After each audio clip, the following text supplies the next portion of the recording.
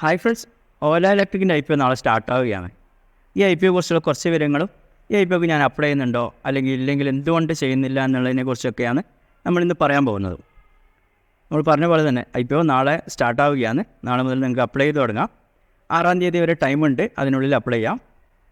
ഏകദേശം 8-ാം തീയതിയോടെ അടുപ്പിച്ച് നമ്മുടെ ഡിമാറ്റിൽ ഇതിൻ്റെ ഷെയർസ് ക്രെഡിറ്റ് ആവും. കിട്ടിയവർക്ക് 9-ാം തീയതി തന്നെ ഇത് ലിസ്റ്റ് ആവും. ഇനി ഇതിൻ്റെ പ്രൈസ് ബാൻഡ് വരുന്നത് 72 മുതൽ 76 രൂപയാണ്. ഇതിനിടയിലുള്ള ഒരു പ്രൈസിന് ബിഡ് ചെയ്യാം. ഇതിൻ്റെ ലോട്ട് സൈസ് വരുന്നത് 195 ഷെയറുകളാണ്. ഏകദേശം ഒരു 15,000 അടുപ്പിച്ച് നിങ്ങൾക്ക് എമൗണ്ട് വേണ്ടി വരും ഇതിന് അപ്ലൈ ചെയ്യാൻ വേണ്ടി. സാധാരണ എല്ലാ IPOക്ക് ഉള്ള പോലെ തന്നെയാണ്.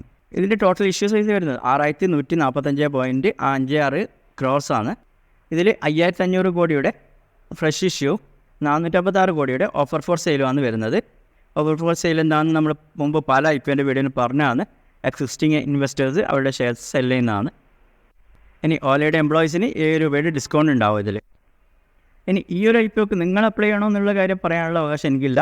അത് നിങ്ങൾക്ക് ഈ കാര്യങ്ങൾ കേട്ട് തീരുമാനിക്കാം. എങ്കിലും ഞാൻ ഈ IPOക്ക് അപ്ലൈ ചെയ്യുന്നില്ല. അതിനുള്ള കാരണങ്ങൾ ഞാൻ ചെറുതായിട്ട് പറയാം. നിങ്ങൾ കുറച്ച് പേർക്കെങ്കിലും ഓർമ്മയുണ്ടാവും, ഓല എന്നുള്ള പേര് നമ്മൾ ആദ്യമായിട്ട് കേൾക്കുന്നത്. ഓല ക്യാബ്സ്, അതായത് ഫ്ലീറ്റ് ഷെയറിങ്, ഊബറിനെ പോലെ തന്നെ കാർ ഷെയറിംഗ് ആയിട്ട് ബന്ധപ്പെട്ട ഒരു കമ്പനിയായിട്ടാണ് അവർ സ്റ്റാർട്ട് ചെയ്തത്.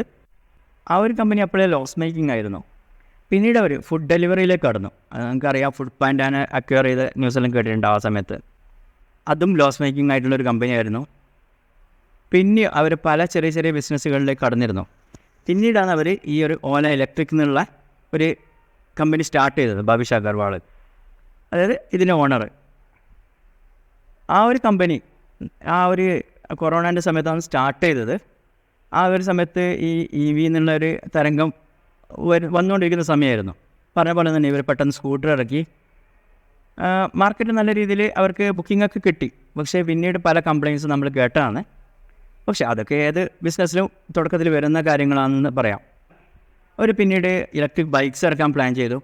പിന്നീട് കേട്ട ഒരു പ്രധാനപ്പെട്ട കാര്യം, ഓല അവരുടെ ഇലക്ട്രിക് കാർസ് ഇറക്കാൻ പ്ലാൻ ചെയ്യുന്നതാണ്. ഓൾറെഡി ഇറങ്ങിയ ഇലക്ട്രിക് സ്കൂട്ടർ ബിസിനസ് തന്നെ സക്സസ് ആയി, അതായത് പ്രോഫിറ്റബിൾ ആയിട്ടില്ല ഇതുവരെ. അതിൻ്റെ കൂടെയാണ് അവർ ഇലക്ട്രിക് കാർ കൂടി ഇറക്കാൻ വേണ്ടി പ്ലാൻ ചെയ്തത്. ഏതൊരു കമ്പനി ആയാലും അവരുടെ ഉള്ള പ്രൊഡക്റ്റ് ഏറ്റവും ബെറ്ററാക്കി കൂടുതൽ ഡൈവേഴ്സ് ചെയ്യുന്നതായിരിക്കും കുറേ കൂടി നല്ലതായിട്ടുള്ള ഒരു കാര്യം. ഞാൻ ഒരാഴ്ച മുമ്പ് ഒരു ന്യൂസ് കേട്ടു, അവർ ഇലക്ട്രിക് കാർ ഇറക്കാനുള്ള പ്ലാൻ അവർ ക്യാൻസൽ ചെയ്തു എന്നുള്ളത്. പിന്നെ അവർ ചെയ്ത വേറൊരു കാര്യം നിങ്ങൾക്ക് കേട്ടിട്ടുണ്ടാവും, ഈ ന്യൂസുകളിൽ വന്നതാണ് അടുത്ത് തന്നെ. AI തരംഗം വന്ന സമയത്ത് അവർ ഇന്ത്യയുടേതായിട്ടുള്ള ഒരു AI പ്ലാറ്റ്ഫോം ഇറക്കി, കൃത്രിം എന്നുള്ള പേരിൽ. പിന്നീട് അവർ ഗൂഗിൾ മാപ്സുമായിട്ട് ചെറിയൊരു പ്രശ്നം വന്നപ്പോൾ സ്വന്തമായിട്ട് മാപ്പ് സർവീസ് ഇറക്കി. അതിൽപ്പെട്ട ഒരു ന്യൂസും കഴിഞ്ഞ ഒരാഴ്ച മുമ്പ് വന്നിരുന്നു. മാപ്പ് മൈ ഇന്ത്യ എന്നുള്ളൊരു കമ്പനിയുണ്ട്. അവരുടെ ഡാറ്റ ഈ ഓല മാപ്സിൽ കോപ്പി ചെയ്യപ്പെട്ടിട്ടുണ്ടെന്നുള്ള പേരിലൊരു അവർ കംപ്ലയിൻറ്റ് കൊടുക്കാൻ പോവുകയാണെന്നുള്ളൊരു ന്യൂസ് വന്നിരുന്നു, മാപ്പ് മൈ ഇന്ത്യ. ഓക്കെ, അതൊക്കെ ഇതുമായിട്ട് ബന്ധപ്പെട്ടതല്ല, എങ്കിലും ഇതിൻ്റെ ഓണറുമായിട്ട് ബന്ധപ്പെട്ട കാര്യങ്ങളാണ്. ഫൗണ്ടേഴ്സുമായിട്ട് ബന്ധപ്പെട്ടുള്ള പ്രധാനപ്പെട്ട കാര്യം ആയതുകൊണ്ടാണ് നമ്മൾ ഈ കാര്യങ്ങൾ ഡിസ്കസ് ചെയ്തത്. അതുകൂടാതെ നമ്മൾ ഈ കമ്പനിയായിട്ട് ബന്ധപ്പെട്ട് പറയേണ്ട പ്രധാനപ്പെട്ട ഒരു കാര്യം ഞാൻ മുമ്പും പറഞ്ഞു. ഈ കമ്പനികളൊന്നും ഇദ്ദേഹം സ്റ്റാർട്ട് ചെയ്ത ഒരു കമ്പനികളും അദ്ദേഹം നല്ല രീതിയിൽ പ്രോഫിറ്റബിൾ ആക്കാൻ അദ്ദേഹത്തിന് പറ്റിയിട്ടില്ല. ഈ ഓല ഇലക്ട്രിക്കും ഇപ്പോൾ നല്ല രീതിയിൽ ലോസ് ഉണ്ടാക്കുന്ന ഒരു കമ്പനി തന്നെയാണ് ഇപ്പോഴും. ഇനി ഭാവിയിൽ അത് ചിലപ്പോൾ പ്രോഫിറ്റബിൾ ആയേക്കാം. പക്ഷേ നമ്മൾ ശ്രദ്ധിക്കേണ്ട കുറച്ച് കാര്യങ്ങളുണ്ട്. ഇപ്പോൾ ഇന്നിപ്പോൾ ഇലക്ട്രിക് നല്ല രീതിയിൽ പോപ്പുലറാണ്. പക്ഷേ ഭാവിയിൽ ആൾട്ടർനേറ്റ് ഫ്യൂവൽസ് ഇനും വരാം. ഗവൺമെൻറ്റിനിപ്പോൾ പെട്രോളിന് അതീതമായിട്ടുള്ള മറ്റ് ഇന്ധനങ്ങൾ ഉപയോഗിക്കണമെന്നേ ഉള്ളൂ. അത് ഇലക്ട്രിക് തന്നെ ആവണമെന്ന് ഗവൺമെൻറ് ഒരു നിർബന്ധമില്ല. അതിപ്പോൾ CNG ആവാം, ഈവൻ LPG ആവാം. LPG പക്ഷേ ആവുമെന്നറിയില്ല, എങ്കിലും CNGയുടെ ബൈക്ക് ഇപ്പോൾ അടുത്ത് ലോഞ്ചും ചെയ്തിട്ടുണ്ട് ബജാജ്. പിന്നെ എത്തനോളിൻ്റെ ബൈക്ക് വരാൻ ചാൻസ് ഉണ്ട്. അതുകൂടാതെ ഭാവിയിൽ ചിലപ്പോൾ ഹൈഡ്രജൻ്റെയും, അത് കുറച്ച് സമയം എടുക്കുമെങ്കിലും അതും വരാൻ ചാൻസ് ഉണ്ട്. അപ്പോൾ EV വെഹിക്കിൾസിന് അതൊരു കോമ്പറ്റീഷനായിട്ട് മാറാം. അതുകൂടാതെ ഇപ്പോൾ നമ്മൾ ചിന്തിക്കേണ്ട ഒരു കാര്യമാണ്, ഗവൺമെൻറ്റുകൾ ഇതിന് നല്ല രീതിയിൽ സപ്പോർട്ട് ചെയ്യുന്നുണ്ട്. EV വെഹിക്കിൾസിന് സാമ്പത്തികമായിട്ടുള്ള സഹായങ്ങൾ കൊടുക്കുന്നുണ്ട്. കേന്ദ്ര ഗവൺമെൻറ് ആയാലും ചില സംസ്ഥാന ഗവൺമെൻറ്റുകളും കൊടുക്കുന്നുണ്ട്. ഇതൊക്കെ വെച്ചിട്ടും ഇവർക്ക് പ്രോഫിറ്റബിൾ ആകാൻ ഇപ്പോൾ പറ്റുന്നില്ല. ഇനി ഭാവിയിൽ ഇതില്ലാതായേക്കാം ഈ സഹായങ്ങൾ, അല്ലെങ്കിൽ അത് കുറഞ്ഞേക്കാം. അപ്പോഴും പ്രോഫിറ്റബിൾ ആവാൻ ഇപ്പോൾ കൂടുതൽ സ്ട്രഗിൾ ചെയ്യുക ഈ കമ്പനികൾ. പിന്നെ ഒരു പ്രധാനപ്പെട്ട ഒരു കാര്യം, EV സെഗ്മെൻറ്റിൽ തന്നെ ഇപ്പോൾ കൂടുതൽ കോമ്പറ്റീഷൻസ് ഇല്ല. പക്ഷേ ഭാവിയിൽ കൂടുതൽ കോമ്പറ്റീറ്റേഴ്സ് വരാം. ഇപ്പോഴന്നെ വരുന്നുണ്ട് കുറേ. ഇപ്പോൾ ഈവൻ ബജാജ് പോലുള്ള വലിയ കമ്പനികളും അവരുടെ EV ഇറക്കുന്നുണ്ട്. ചേതക് എന്നുള്ള പേരിൽ ഇപ്പോൾ റീസെൻ്റായിട്ട് ഇറക്കി. അത്ര വലിയ സക്സസ് ആയിട്ടില്ലെങ്കിലും ആ വലിയ കമ്പനികൾ വരുമ്പോൾ കൂടുതൽ അവർക്ക് R&D പവറും കൂടുതൽ കാര്യങ്ങളുണ്ടാവും. അപ്പോൾ അതിനനുസരിച്ച് കൂടുതൽ വെഹിക്കിൾസ് വരാൻ, കൂടുതൽ കോമ്പറ്റീഷൻ വരാം ഈ സെഗ്മെൻറ്റിൽ തന്നെ. ഇനി പോസിറ്റീവ് സൈഡ് നോക്കുകയാണെങ്കിൽ ഒന്ന് EV bikes, EV electric, EV സ്കൂട്ടേഴ്സിന് നല്ല ഭാവിയിൽ ഗ്രോ ചെയ്യാൻ ചാൻസ് ഉണ്ട്. ട്രാഫിക് നല്ല രീതിയിൽ കൂടുന്നുണ്ട്. അപ്പോൾ ട്രാഫിക് കൂടുന്നതിനനുസരിച്ച് കാറുകൾ അപേക്ഷിച്ച് ആൾക്കാർ കൂടുതൽ സ്കൂട്ടറും ബൈക്കുകളിലും ആശ്രയിക്കാൻ ചാൻസ് കൂടും. അപ്പോൾ അതുകൊണ്ട് തന്നെ നല്ല രീതിയിൽ സ്കൂട്ടറും ബൈക്കുകൾക്കും സെയിൽസ് കൂടാൻ ചാൻസ് ഉണ്ട് ഭാവിയിൽ. അതൊരു നല്ലൊരു പോസിറ്റീവാണ്. ഇനിയും ഇഷ്ടം പോലെ പെനിട്രേറ്റ് ചെയ്യാനുള്ള ഒരു റൂമുണ്ട് ഇന്ത്യയിൽ, അത്രത്തോളം ആൾക്കാരുണ്ട് ഇന്ത്യയിൽ. പിന്നെ ഒരു പ്രധാനപ്പെട്ട കാര്യം, ഇപ്പോൾ ഇവരുടെ വാല്യുവേഷൻ പ്രോഫിറ്റബിൾ അല്ലാത്തൊരു കമ്പനി ആയതുകൊണ്ട് തന്നെ ആ ഒരു രീതിയിലുള്ള വാല്യുവേഷൻ നമുക്ക് നോക്കാൻ ഒരിക്കലും പറ്റില്ല. എങ്കിലും ഇവർ ആദ്യം DRHP സമർപ്പിച്ചപ്പോൾ കൊടുത്ത ഒരു വാല്യുവേഷൻ അല്ല ഇപ്പോൾ IPO വരുന്നത്. അതിനേക്കാൾ കുറച്ചിട്ടാണ് ഇവർ IPO ഇറക്കുന്നുള്ളത്. അതും IPOനെ കുറച്ചുകൂടി അട്രാക്റ്റീവ് ആക്കാൻ സഹായിച്ചേക്കാം.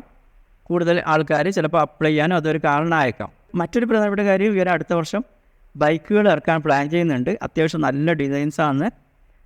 അത് കൺസെപ്റ്റ് ബൈക്കാണ്. അത് പ്രൊഡക്ഷൻ മോഡലിലേക്ക് വരുമ്പോൾ നല്ല മാറ്റങ്ങൾ വന്നേക്കാം. പക്ഷേ എങ്കിലും നമുക്ക് അറിയാം, ആ ഒരു സെഗ്മെൻറ്റിൽ ഇപ്പോൾ വലിയ കോമ്പറ്റീഷൻ ഇല്ല. ചെറിയ കുറച്ച് കമ്പനികൾ മാത്രമേ ഉള്ളൂ. അപ്പോൾ അതും നല്ലൊരു സെയിൽസ് ഇവർക്ക് കിട്ടിയാൽ ആ രീതിയിൽ ഗ്രോ ചെയ്യാൻ ചാൻസ് ഉണ്ട്. പക്ഷേ എങ്കിലും നമ്മളിപ്പോൾ ഇൻവെസ്റ്റ് ചെയ്യുന്ന സമയത്ത് നമ്മൾ നോക്കേണ്ട ഒരു കാര്യം, എത്രയോ നല്ല കമ്പനികൾ ഇന്ത്യയിൽ അവൈലബിൾ ആണ് ഇൻവെസ്റ്റ് ചെയ്യാൻ. അപ്പോൾ ഇത്രത്തോളം റിസ്ക് എടുത്ത് ഇതിൽ ചെയ്യേണ്ട ആവശ്യമുണ്ടോ എന്നുള്ള കാര്യം നമ്മൾ ചിന്തിക്കും. സാധാരണ ഏതൊരു ഇൻവെസ്റ്ററോ ലിസ്റ്റ് ചെയ്യുമ്പോൾ ചിലപ്പോൾ ഈ ലിസ്റ്റിംഗ് അതിന് ഉണ്ടായേക്കാം, ഇല്ലാതിരിക്കാം. അതിപ്പോൾ ഒരു ലോട്ടറി പോലെയാണ്. അപ്പോൾ അതിനെ മാത്രം ആശ്രയിച്ച് ഇത്രത്തോളം റിസ്ക് എടുക്കണം എന്നുള്ള കാര്യം നിങ്ങൾക്ക് സ്വയം ചിന്തിക്കാവുന്നതാണ്. ഇതിന് സിമിലറായിട്ട് വന്ന ഒരു കമ്പനിയാണ് Paytm. നിങ്ങൾക്ക് ഓർമ്മയുണ്ടാവും. ബിസിനസ്സായിട്ട് ഒരു ബന്ധമില്ല, പക്ഷേ എങ്കിലും നല്ല ലോസ് മേക്കിംഗ് ആയിട്ടുള്ള ഒരു കമ്പനിയായിരുന്നു. അവരും ഓവർ ഡൈവേഴ്സിഫൈ ചെയ്ത ഒരു കമ്പനിയാണ്. ഒരു ബിസിനസ്സിൽ പിടിച്ചിരിക്കാതെ ഇങ്ങനെ കണ്ടമാനം പുതിയ ബിസിനസ്സുകളിൽ ഇറങ്ങിക്കൊണ്ടിരുന്ന ഒരു കമ്പനിയാണ്. അതേപോലെ തന്നെ IPOക്ക് ശേഷം നല്ലൊരു ലോസും ഇൻവെസ്റ്റേഴ്സിന് കൊടുത്തൊരു ഷെയറാണ്. പല സിമിലാരിറ്റിയും നമ്മൾ ഈ ഒരു IPOയിൽ നമുക്ക് അതുമായിട്ട് ബന്ധപ്പെട്ട് കാണാൻ പറ്റും. ഇനി ഇവരുടെ IPOൻ്റെ പ്രൈസ് ബാൻഡ് നോക്കുമ്പോൾ നമുക്ക് സൊമാറ്റോൻ്റെ പ്രൈസ് ബാൻഡ് ഓർമ്മ വരും. ഏകദേശം സിമിലറാണ്. പക്ഷേ എങ്കിലും സൊമാറ്റോ ശ്രമിച്ചതും ഇതും തമ്മിൽ ഭയങ്കര വ്യത്യാസമുണ്ട്. സൊമാറ്റോ അവരുടെ കോർ ബിസിനസ്സിൽ തന്നെ പിടിച്ചെന്ന് അതിനെ ബെറ്റർ ആക്കാനാണ്, അതിനെ പ്രോഫിറ്റബിൾ ആക്കാനാണ് അവർ ശ്രമിച്ചത്. പക്ഷേ ഇവരങ്ങനെയല്ല ചെയ്യുന്നുള്ളത്. ഓക്കെ, അപ്പോൾ IPOക്ക് അപ്ലൈ ചെയ്യുന്നതിനും ഈ കാര്യങ്ങൾ കൺസിഡർ ചെയ്യുക. എന്നിട്ട് നിങ്ങളുടേതായ തീരുമാനം നിങ്ങൾ എടുക്കുക. എൻ്റെ തീരുമാനം ഒരിക്കലും നിങ്ങൾക്ക് കൺസിഡർ ചെയ്യണമെന്നില്ല. നിങ്ങളുടെ തീരുമാനങ്ങളായിരിക്കണം എപ്പോഴും എടുക്കേണ്ടത്. അപ്പോൾ വീഡിയോ ഇഷ്ടമായി ലൈക്ക് ചെയ്യാൻ മറക്കരുത്, കൂട്ടുകാർക്ക് ഷെയർ ചെയ്യാനും മറക്കരുത്. Thank you.